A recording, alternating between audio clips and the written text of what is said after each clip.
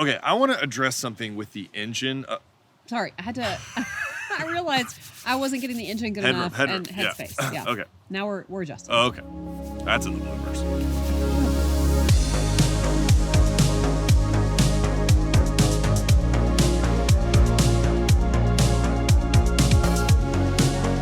So today we have the 2024 Chevy Trax, and the big thing about the Chevy Trax, which it's all new for this kind of year, is that this is Chevy's new small crossover, replacing the kind of sad, tragic Chevy Trax.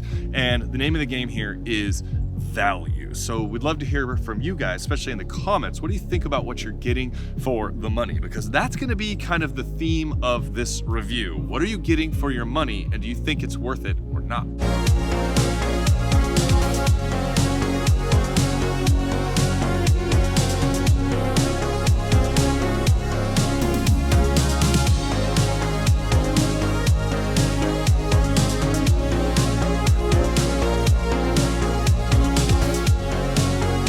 All right, so I'm gonna go on record saying that I actually really like the way the Chevy Trax looks, especially in this RS trim. So this is kind of your mid-level Chevy Trax. You can get it cheaper than this, somewhere around 23-ish, I think, to start. Whoa. It starts really low, and then it goes up to kind of the high 20s. And it sort of parallels the Buick Envista, which is sort of its twin car. So if you want a little bit more comfort and convenience, you can get the Buick Envista, which comparably is gonna be a couple $1,000s more expensive, but you're gonna get a few more options. Also, I was on the Buick Envista first drive, so go check that out because it's a very attractive small crossover. But if you want to maximize your value, I think this is a great looking small crossover. I mean, let's keep this in mind. Normally we talk about the price later on, but let's hit it right at the beginning with the exterior styling. This car, as you see it spec'd, costs $26,500. This is $26,500 all in.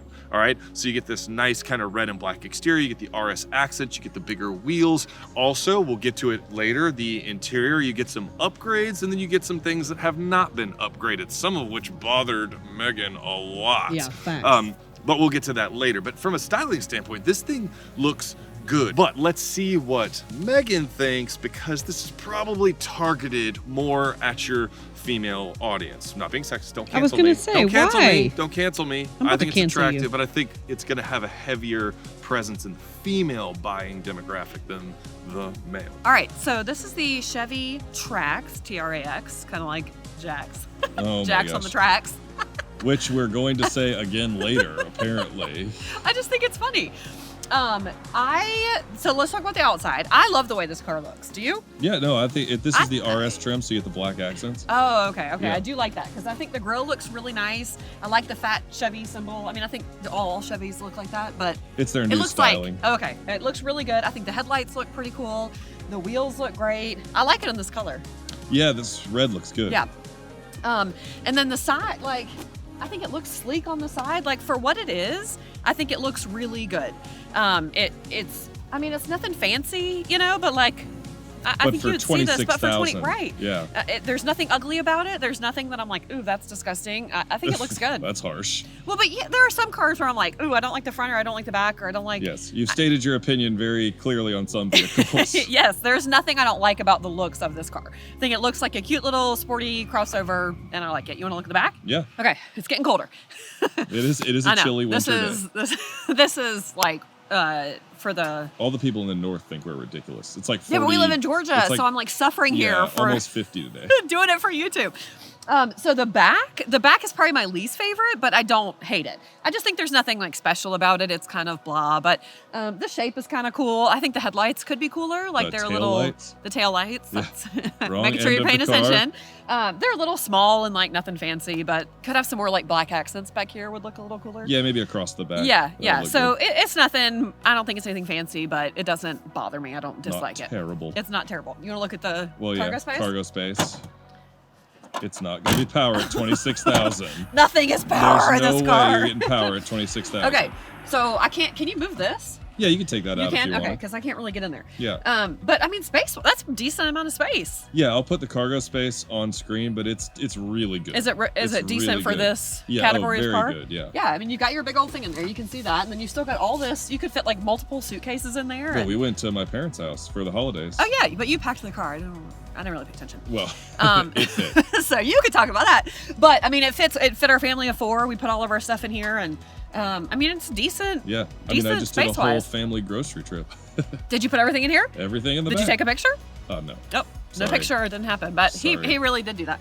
And I mean, cargo space for the size of the car, Really good. really good. Okay, I want to address something with the engine right off the bat because this is something, when I did the Buick Envista first drive, go check those videos out. This was something I heard a lot in the comments, both on YouTube and on social media. Check us out on TikTok and Instagram, by the way.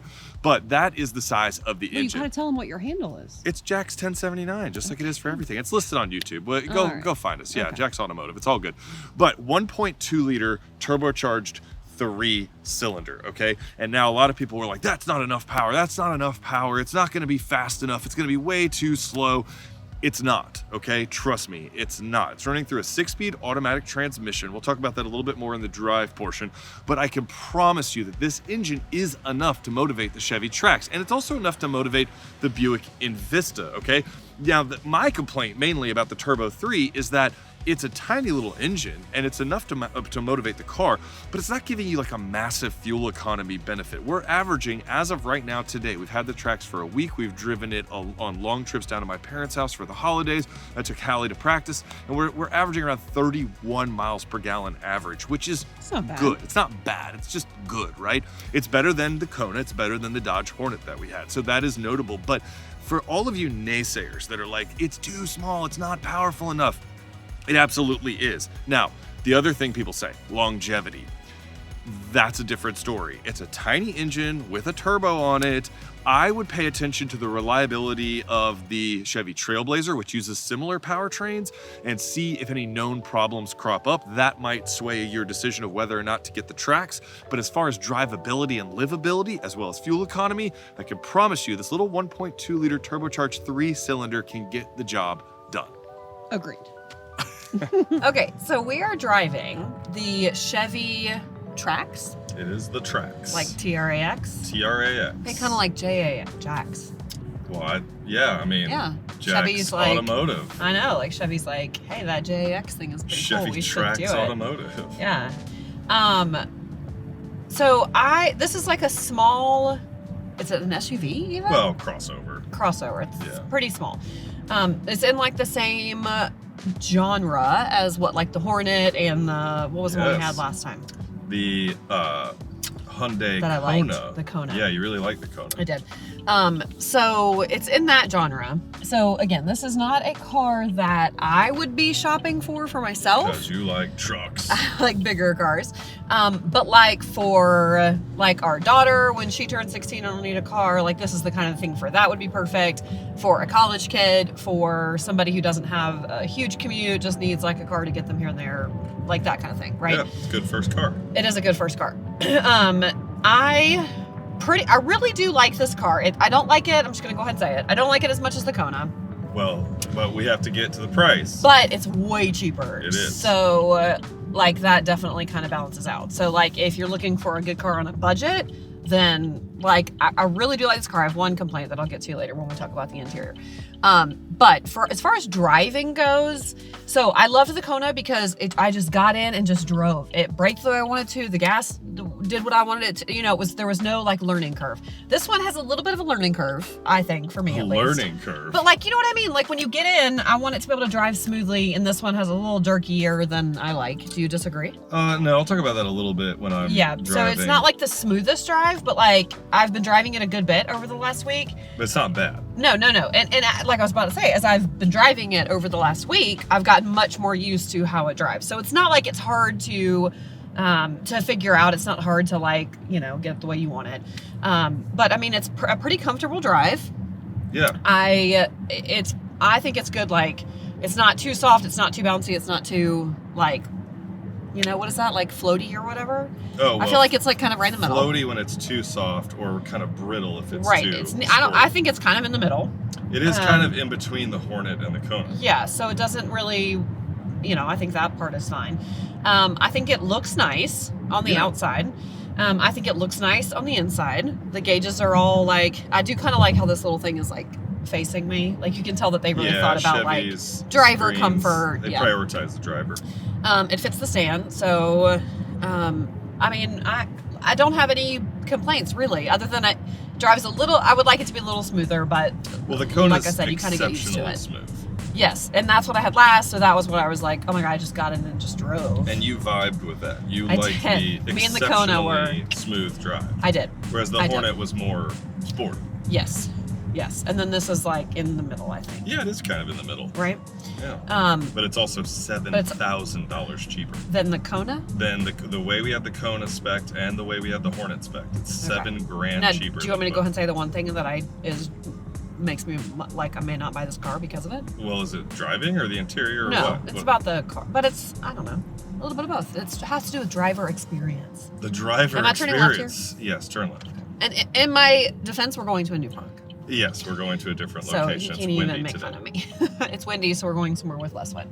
All right, what's your negative? Is that the seats are manual to adjust. Ah, yes. Which I think is absolutely ridiculous. Well, in go back to 2023, $7,000 I understand cheaper. that, but I'm sorry. You cannot tell me. Stop. My 2012 Suburban, that's like not like a fancy model, has electric adjusting but seat. it also listed for Yeah, double. I'm sorry. This car costs. Add $200 on the price and give me an electric adjusting seat. It's ridiculous. The driver's side. I don't care if the passenger side is not electric, if it's manual, but I think it's ridiculous that the driver's side is not electric. Okay. Well, stay in your lane there, I am Tiger. in my lane. There was something I thought it was like a going crazy here. It was like in a the little Chevy Trax. squirrel, and I didn't want to run over. It wasn't, but. So, like, I think that's absolutely ridiculous. Like, I do not want to have to adjust my seat by pulling the little lever at the bottom or the lever on the side. And, you know, when you have those levers, you can never get it exactly where you want it. You know, it's like either here or here. Like, there's not, like, the in-between. You know what I mean?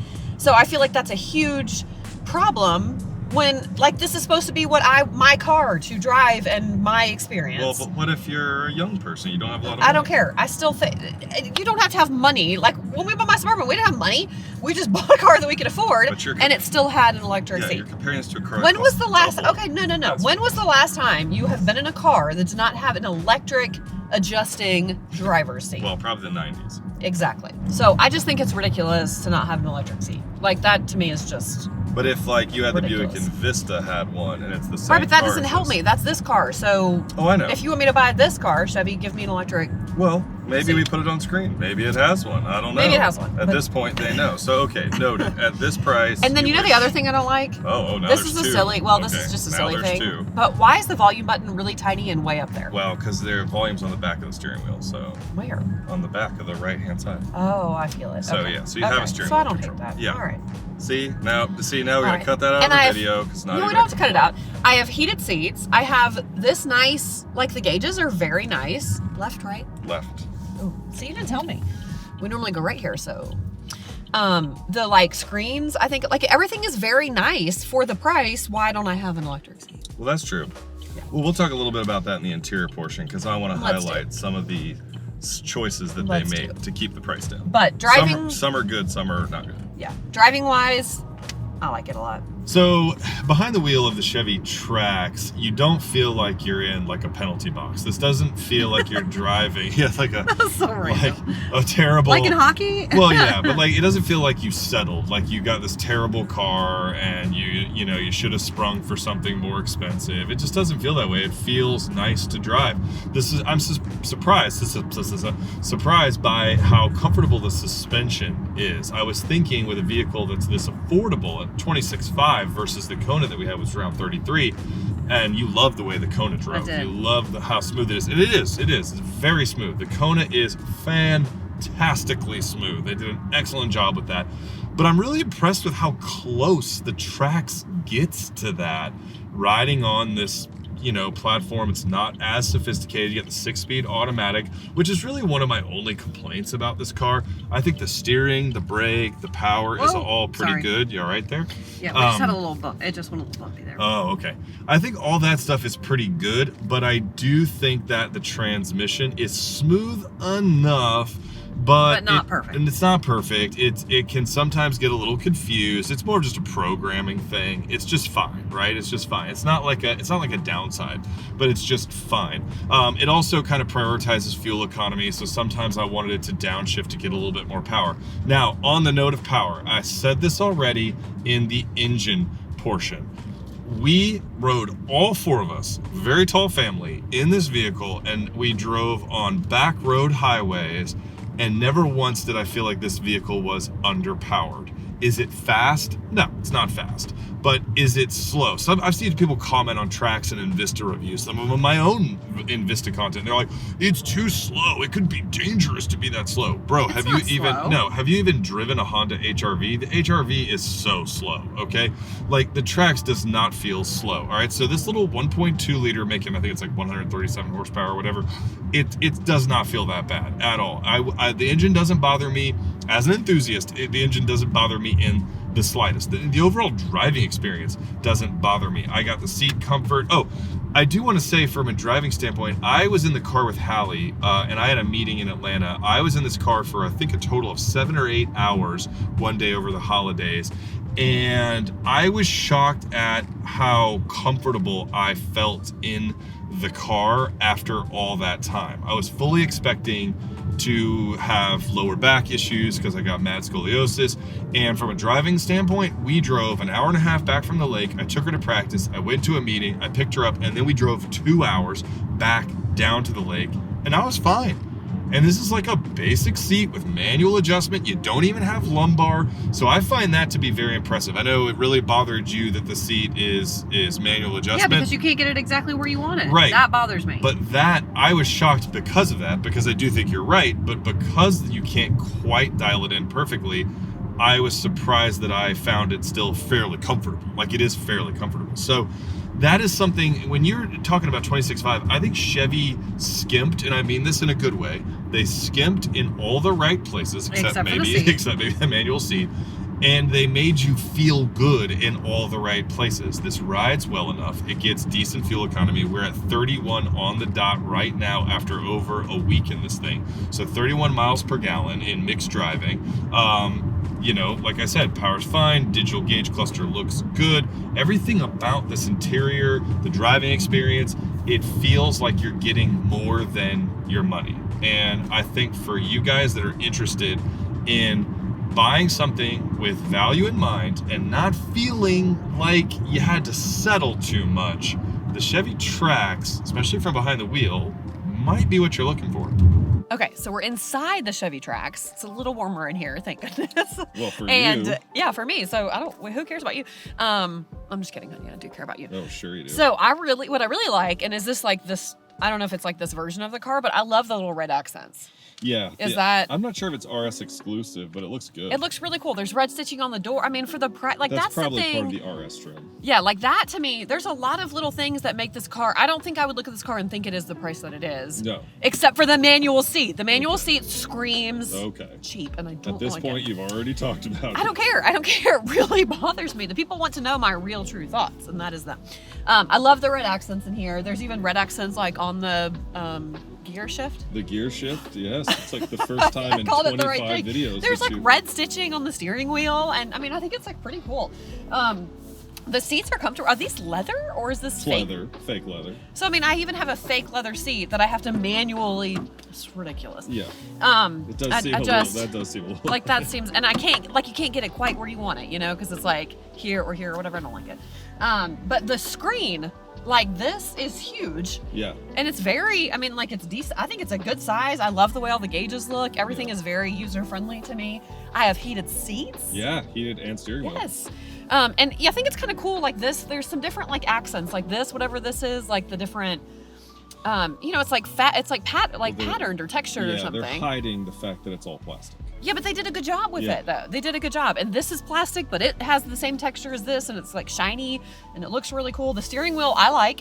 It's a very comfortable steering wheel. It's got like a shiny little, you know, fancy little part down here. Yeah.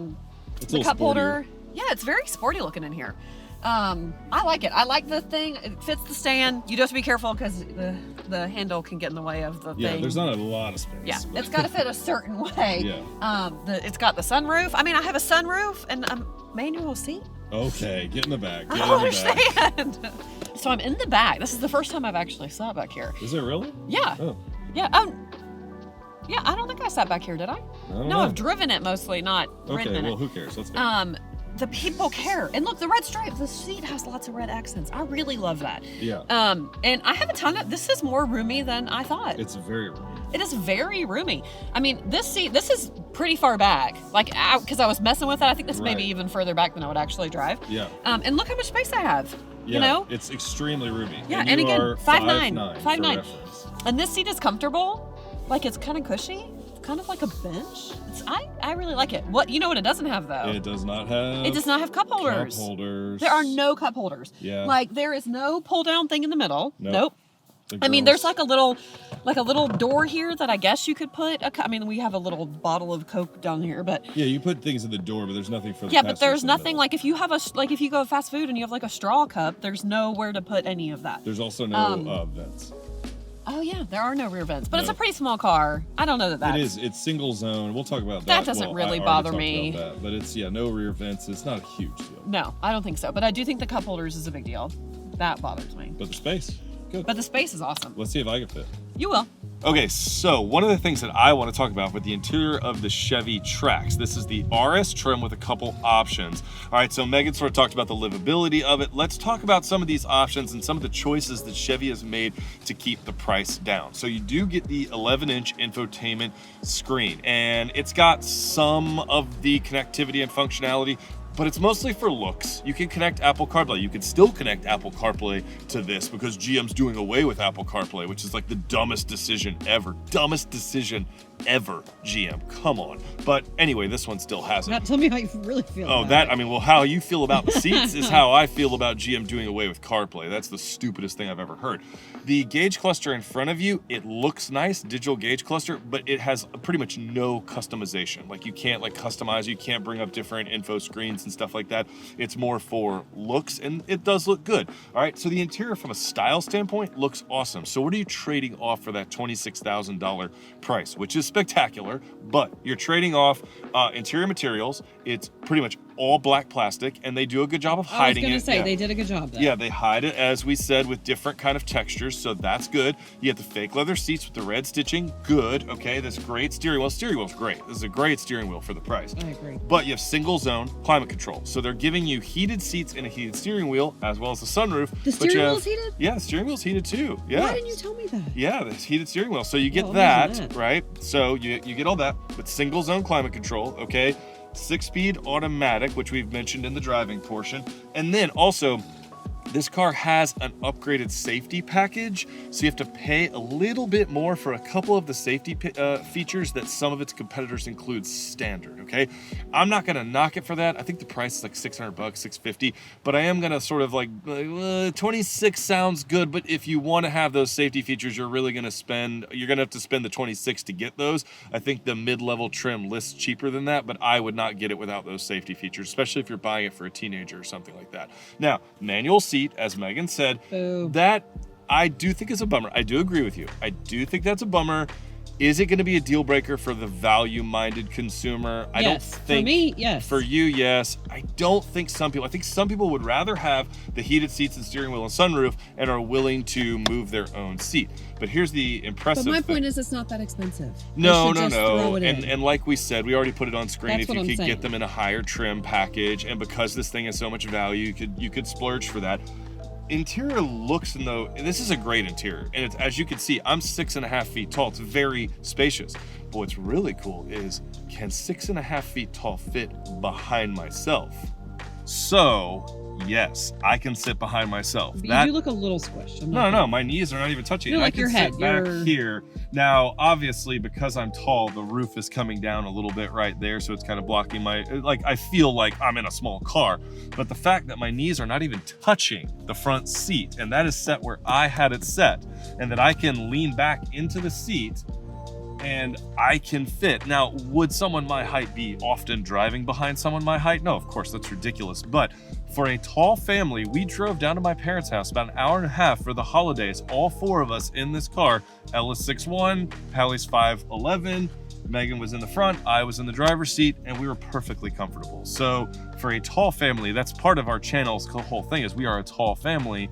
So if we can fit, you can Yeah, fit. if we can fit, you can fit. This is a ton of space for the price. And I think that is noteworthy in this class of vehicle. We did the Dodge Hornet, we did the Hyundai Kona, and this has more interior space for people than both of them. So should you buy a Chevy Trax? Well, from my perspective, because you know Megan's gonna wrap this video up, because she always wraps the videos up. So from my perspective, if you are in the market for stretching your dollar as far as it will go, and you are okay with some of the compromises that come with buying the Chevy Trax, such as the single zone climate control, the manual seat, and the rear vents, I think those are kind of three of the biggest ones right there, then you absolutely should buy this. This is a ton of vehicle for the money. The fact that this undercuts two good entrants in this category, the Dodge Hornet and the Hyundai Kona, it undercuts them by $7,000. So go watch those two videos. I'll put them in the description.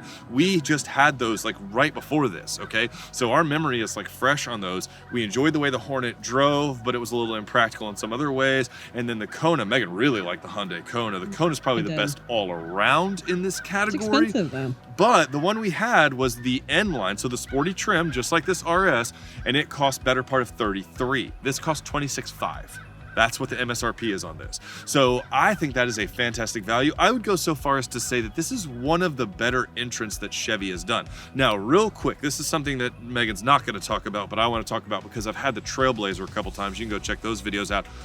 This car, in my opinion, we live in Atlanta, okay? This is winter in Atlanta. It's just under 50 degrees. No, it's got to be under 20. Okay, under 20? It's freezing. 20 My degrees. hands It's are under about 20. to fall. Okay. Megan said it's under 20 degrees So today, cold. apparently, okay? It's way under freezing. It's snowing currently. It is. I know you Northerners are laughing at us. In my opinion, you can only get this car in front-wheel drive. I think that's a worthy trade-off, and I think this makes the Chevy Trailblazer largely irrelevant. This is a better vehicle at a cheaper price a hot take. than the Chevy Trailblazer. It's kind of a hot take, but Savage Geese just had the Chevy Trailblazer, and Jack and Mark said basically the same exact thing. Like, I think that this represents a huge value and stretching your dollar and has all the features and everything you'd want and more interior room, honestly, than the Chevy Trailblazer. And I thought the Chevy Trailblazer is decent, but having had this for a week, I don't see the point. I would take this all day, every day, over the Chevy Trailblazer. That's my hot take. Let's get to Megan's. All day, every day, baby. The Megan montage. So it's not the minute anymore. Well, no, I knew I was gonna say minute, and then you were gonna say it's not a minute. I know. Nope. It's just my moment. All right. So outside, exterior, I'm gonna go like an 8 out of 10. Okay. There's what nothing. about compared to the Hornet or the Kona? The Hornet had the little Hornet on the side. It was so cute. I really liked the Kona. I think the Kona looks better on the outside than this one. Okay.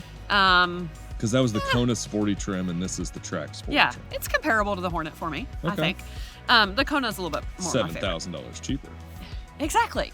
So, like I said, it's an 8 out of 10 just because there's nothing like fancy. There's nothing that sticks out about it to me, but it's not, there's nothing offensive about it either. No, So it's not we'll go offensive. 8 out of 10. Yeah. Driving, I mean, I'd probably give it like an 8.5 out of 10. That's pretty good. The brake and the gas is just, a little jerkier than I like, but like once you get used to it, I think it's fine. It doesn't bother me at all. It's nice, smooth. It's like not too hard, not too soft, whatever, like baby, like Goldilocks. Goldilocks. Yeah. Yeah. So I like the drive. I think it's great. Space wise, do I used to do space? Interior comfort? Well, you do interior. Interior. Oh, Yeah. I didn't do the interior. Just Right. interior spaces. Okay. You did the drive. And Sometimes the I just looks. forget. Like I want to Right. make up new categories. Yeah. The we only have so many categories. I know. The interior, I really, really like. I'm going to give it a 9 out of 10. Whoa. Chevy Trax. Oh, the seat though. Ugh. Uh-oh. I may have to reverse to an 8 Uh-oh. just because of the manual seat. So hopefully we have found out at some point in this video, or we will find out, I don't know, wherever he decides to edit it in, whether you can get it with an electric seat. But if you can't, I'm going to an 8. If you can, I'll bump her to a 9. So Okay. this is a sliding Ooh, scale. a variable.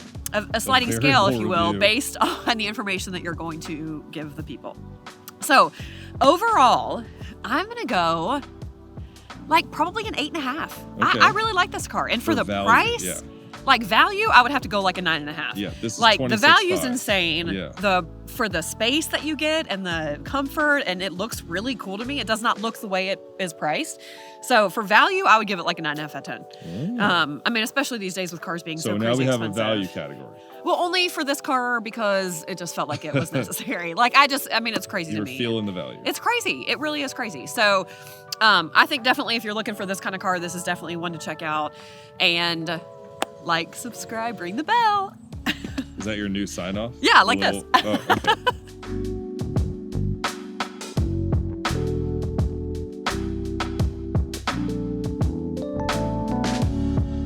Just, what do you think? Me? Are you? I don't know if you were posing a question to your YouTubers. Well, not anymore. Yes. Do I look cute? Of course. Do you really cut that out of every video? Most of them, yes.